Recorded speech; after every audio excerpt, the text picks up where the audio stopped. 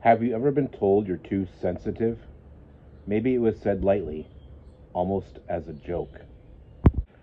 Or maybe it came from someone you love, someone who didn't understand just how deeply you feel.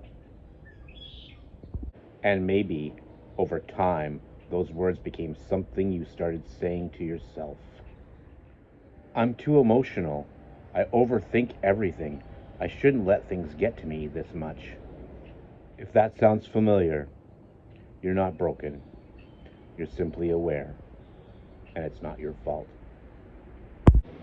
Sensitivity isn't a flaw, it's a way of seeing and feeling the world that's beautifully precise. You notice the small shifts in someone's tone.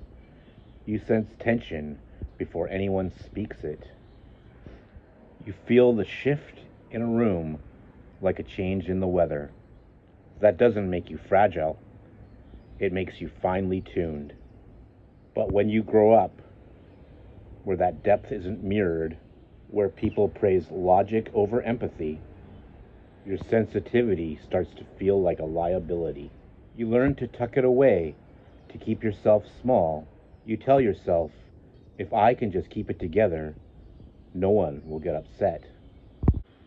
And slowly, that tenderness, that openness that was once your natural state, begins to armor itself.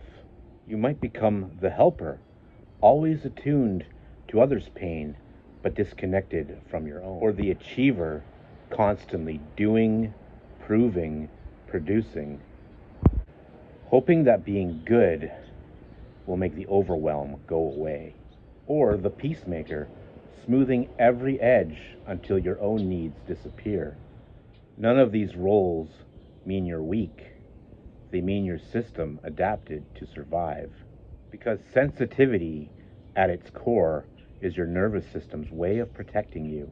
It's scanning, noticing, anticipating, always asking, am I safe here? The work isn't to get rid of that part. It's to make it feel safe enough to rest. When you breathe into that sensitivity, when you allow it to unfold without judgment, something shifts. That same energy that once felt like too much becomes your greatest compass. It becomes empathy.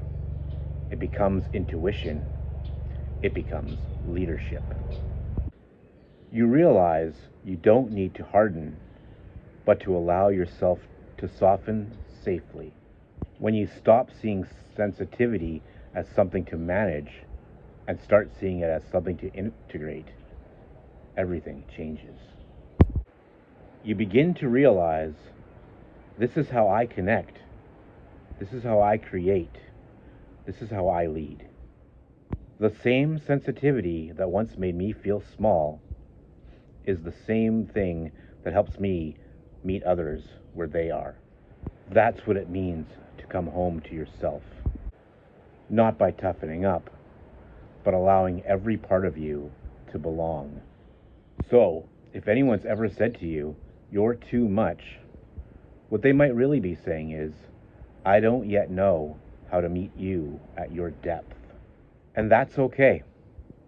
Not everyone can, but there are people who can, and they're looking for someone exactly like you. Someone who feels deeply, who sees clearly, who listens with their whole being. You don't have to shrink to belong. You don't have to numb yourself to feel strong. You just have to come home to the part of you that never needed fixing, only safety. Here's something to try this week. Think of one moment where your sensitivity helped someone. Maybe you noticed something was off before they said a word. Or maybe you offered comfort that no one else thought to give. Write that moment down. Sit with it. That's not weakness. That's wisdom in action. And if this message resonates, you can download a free reflection worksheet I've created called From Sensitivity to Strength.